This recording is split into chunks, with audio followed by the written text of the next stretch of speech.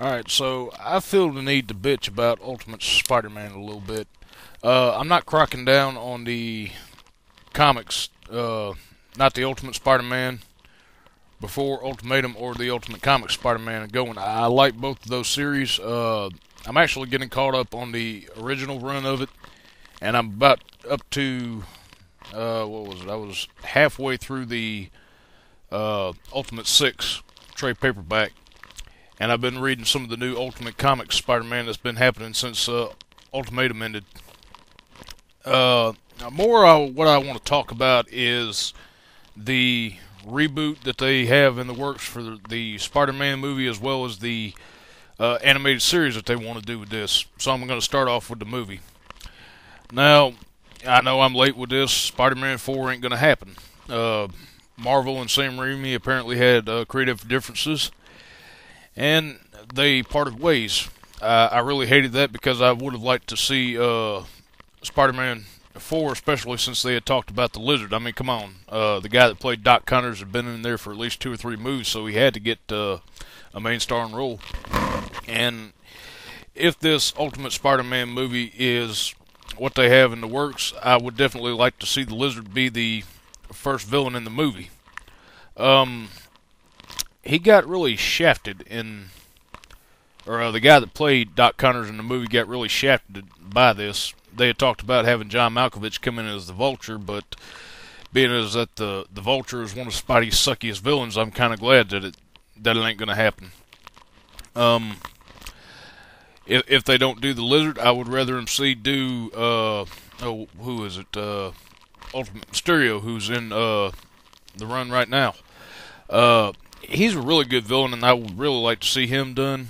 As far as it goes with all the villains that were in the old Spider-Man movies, you had Green Goblin, Doc Ock, Venom, Sandman. I don't want to see them. You know, if you would just introduce Norman Osborn and Otto Octavius in the start of the movie, and then say if the movie does well enough to have a sequel, you could have one of them become a villain. That would be fine right there, but I just don't want to start them off like that. And I also don't want this series Batman Begins. And what I mean by that is if they go and tell the origin of Batman all over again. It wasn't done in the '89 Batman, but after having seen it at least once in the old Spider-Man on film, I absolutely see no reason why they need to do it again. As far as the animated series go, in case you don't know this, Spectacular Spider-Man, which was done by Greg Weisman, have been canceled for whatever reason. I consider it one of the good shows. It was definitely a much better improvement over like how you would transition from the '90s to now, and that's kind of where I considered the Batman failed when they tried to redo Batman the Animated Series. There were 26 episodes of Spectacular Spider-Man. Greg Weisman did a great job on it. I mean, shoot, this is the guy that made Gargoyles. I mean, I don't see how anybody could want to go and cancel that, but apparently it has been. And this man has twice been shafted by companies. It happened with Disney when Gargoyles reached the end of its 2nd season, and now it's been done here with Spectacular Spider-Man. Now they want to go and do the entire Ultimate Spider-Man, the old comics, as the animated series. The problem that I see with this, they want to talk about, well, it's going to be on Disney XD and that it will be geared to kids. The problem with this is that Ultimate Spider-Man is not generally meant for kids, and I'm talking about, say, under the age of 12 or 13.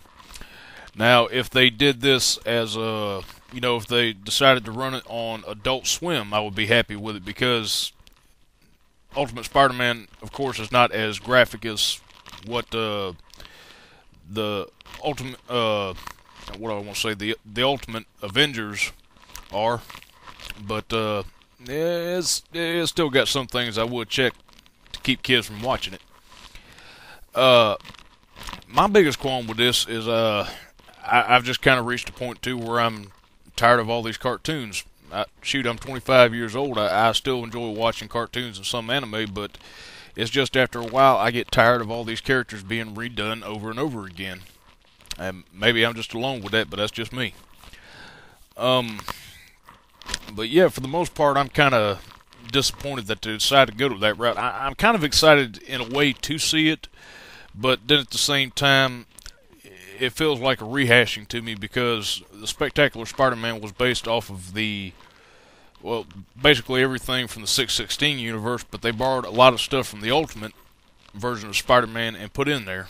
And it's basically, I don't want to see rehashing from the same source material all over again. But yeah, that's pretty much just my rant right there. Now, as far as the comics go, I love them. I absolutely consider them one of the best things I've ever read. I would like to go and read the 616 version of Spidey. You know, start with Stan Lee's and shoot, don't hate me because I can't remember Jack Kirby or Steve Ditko. I can't remember who done that. But I would like to go and read all of the early issues on up to now, because I've been following that Spider-Man since about 583. Unfortunately, I got into it just because Barack was on the cover, but hey. For the most part, yeah, I would say those are definitely worth checking out. I love them very much, and that's pretty much it right there. So, don't hate me too much for this.